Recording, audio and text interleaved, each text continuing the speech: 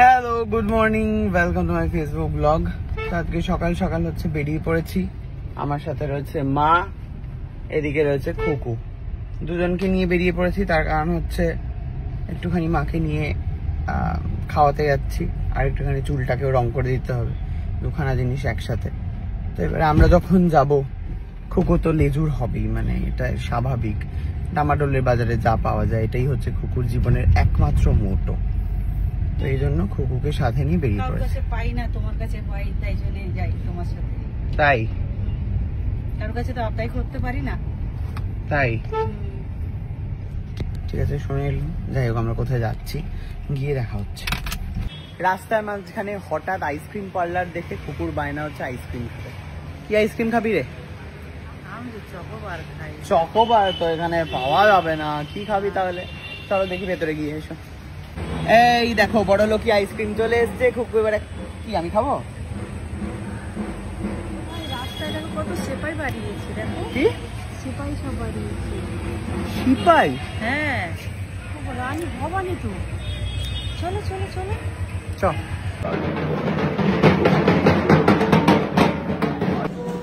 এই এমন শোভাযাত্রা দেখে আমরা সত্যি মুগ্ধ হয়ে গেছি। স্টার জলসায় আসতে চলেছে রাজরাজেশ্বরী রানী ভবানী, আর তারই শোভাযাত্রা চলছে। মনে হচ্ছে অষ্টাদশ শতকে ফিরে গেছি। সিপাহী থেকে শঙ্খধ্বনি, ঢাকের আওয়াজ, সব কিছু মিলিয়ে অসাধারণ পরিবেশ সৃষ্টি হয়েছে। সামনেই যে দুর্গাপূজা, আর দুর্গাপুজোর প্রারম্ভেই রানী ভবানীর আগমন। এমন অসাধারণ দৃশ্য দেখতে পাবো সত্যিই কখনো ভাবিনি। ভাগ্যিস বেরিয়েছিলাম আজকে মা আর খুকুকে নিয়ে। এই দেখো, এখানে ধুনুচি নাচও হচ্ছে। কি যে ভালো লাগছিল, সব কিছু মিলিয়ে খুব আনন্দ করেছি, খুব মজা পেয়েছি। শোভাযাত্রা কিন্তু চলছে, আর এখানেই শুনতে পেলাম পালকিতে নাকি আছে রানী ভবানী।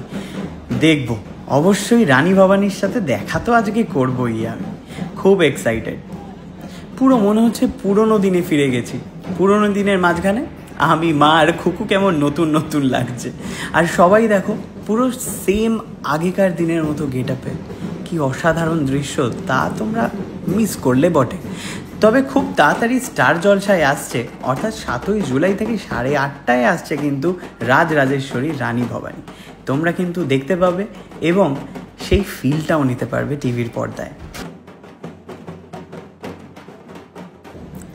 ইতিহাসের পাতা থেকে উঠে আসা এক মহীয়সী নারীর গল্প।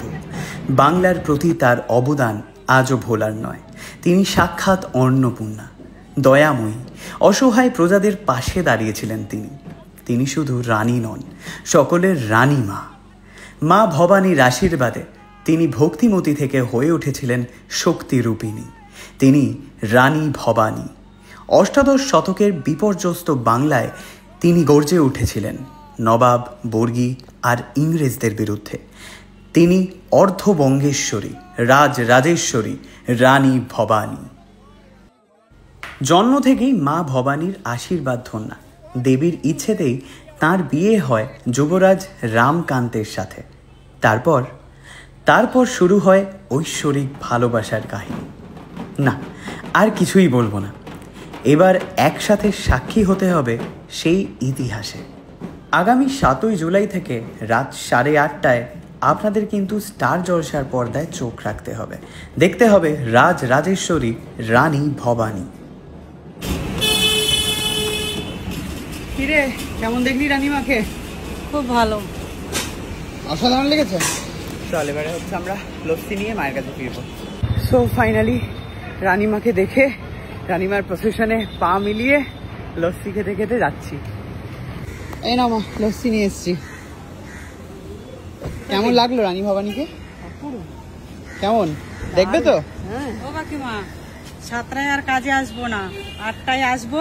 8:30টার মধ্যে রান্না কমপ্লিট। 8:30টা থেকে রানী ভবানী দেখবো।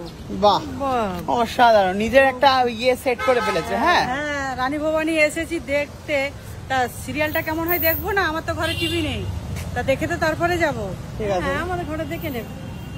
ঠিক আছে, আর আপনারাও কিন্তু দেখবেন। হ্যাঁ, 7 তারিখ থেকে ঠিক সন্ধ্যে 8:30টায় স্টার জলসায়।